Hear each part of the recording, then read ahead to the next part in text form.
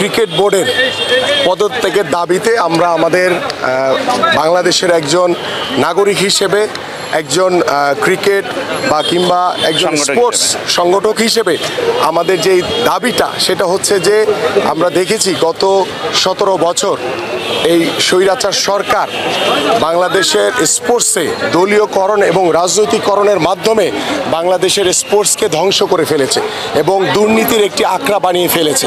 এবং আজকে বাংলাদেশে ছাত্র এবং জনতার গণ অভ্যুত্থানের মাধ্যমে এই দীর্ঘ 17 বছরের স্বৈরাচার সরকারের পতন হয়েছে এবং সেই পতনের পরে বাংলাদেশের মানুষের যে প্রত্যাশা, যে চাওয়া যে বাংলাদেশের স্পোর্টসে প্রত্যেকটি সেক্টরে পরিবর্তন অনতিবিলম্বে দরকার এবং সেই প্রয়োজনীয়তা অনুভব করে আমাদের আজকে এবং এই স্পোর্টসের যে সংগঠকরা রয়েছেন আমরা তাদেরকে সাথে নিয়ে আমরা একটি মানববন্ধন করেছি এবং আমাদের দাবি হচ্ছে যে এই ক্রিকেট বোর্ডের যারা পরিচালক রয়েছেন তারা অনতিবিলম্বে পদত্যাগ করে, স্বেচ্ছায় পদত্যাগ করে, যেহেতু আইসিসির কিছু রুলস রয়েছে এবং সেটা আমরা দ্রুত বর্তমান যে অন্তর্বর্তীকালীন সরকারের যে উপদেষ্টা রয়েছেন তার সাথে বসে আলোচনা করে নতুনভাবে একটি ফরম্যাট করে আমি শেষ করি।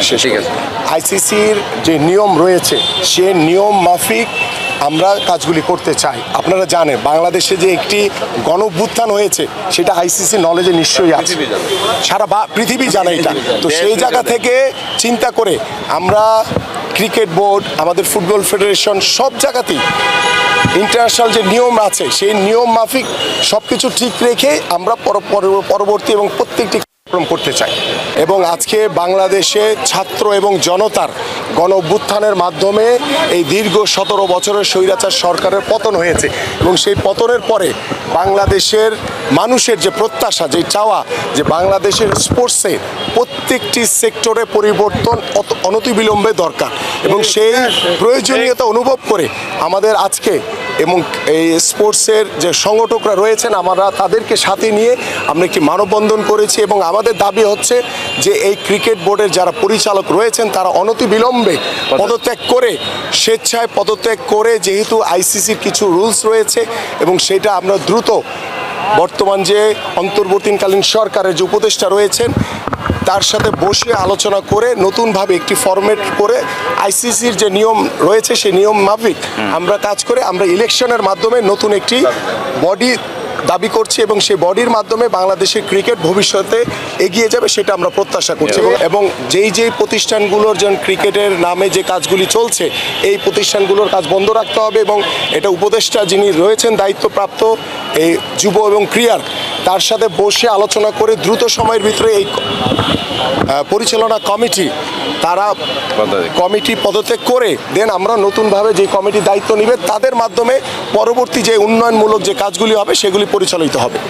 পদত্যাগের দাবিতে আমরা আমাদের বাংলাদেশের একজন নাগরিক হিসেবে, একজন ক্রিকেট বা কিংবা একজন স্পোর্টস সংগঠক হিসেবে আমাদের যেই দাবিটা সেটা হচ্ছে যে আমরা দেখেছি গত 17 বছর এই স্বৈরাচার সরকার বাংলাদেশের স্পোর্টসে দলীয়করণ এবং রাজনৈতিকরণের মাধ্যমে বাংলাদেশের স্পোর্টসকে ধ্বংস করে ফেলেছে।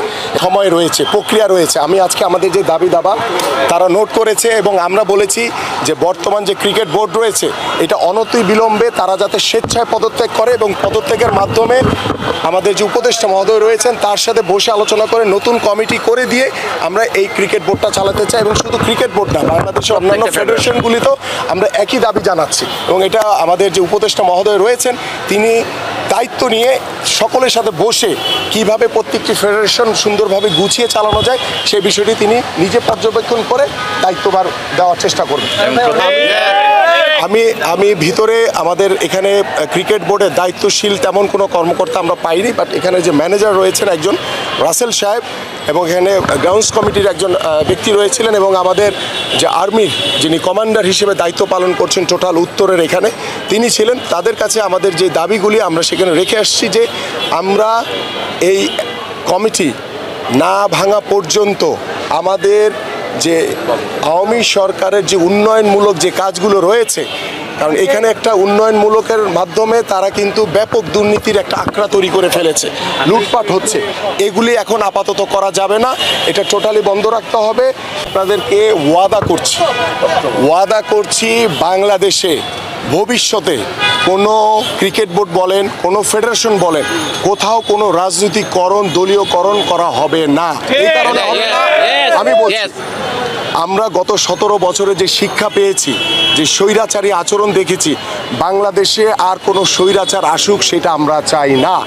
এবং এটার অন্যতম কারণ হচ্ছে যে স্পোর্টস হচ্ছে একটি মানুষের, আপামর সাধারণ মানুষের একটি জায়গা, সেখানে কোনো দল মতের কোনো ভিত্তি আমি দেখি না। এবং আমি বিশ্বাস করি যে রাজনৈতিকরণ মুক্ত যদি আমরা করতে পারি, দলীয়করণ মুক্ত করতে পারলেই বাংলাদেশের যারা অরিজিনাল মাঠের যারা ক্রীড়া সংগঠক তাদেরকে নিয়ে আমরা প্রত্যেকটি ক্রীড়া ফেডারেশন, আমাদের ক্রিকেট বোর্ড আমরা সাজাতে চাই। সেখানে কোনো বিশেষ দলের কাউকে প্রাধান্য দেওয়ার কোনো সুযোগ আর হবে না এবং দেওয়া যাবে না।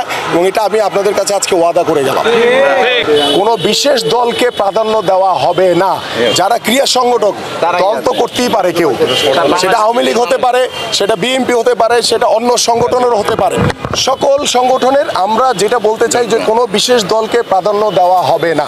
এখানে সবাই যারা মাঠের ক্রীড়া সংগঠক, যাদেরকে দিলে আমাদের ক্রিকেট বোর্ড কিংবা আমাদের বাংলাদেশের স্পোর্টস এগিয়ে নিয়ে যেতে পারবো, যেখানে কোনো বিতর্ক থাকবে না। যে বিতর্কটা আজকে আমরা করছি যে রাজনীতিকরণ করা হয়েছে, দলীয়করণ করা হয়েছে, এই বিতর্কের ঊর্ধ্বে থেকে আমরা পরবর্তী কাজগুলি করতে চাই।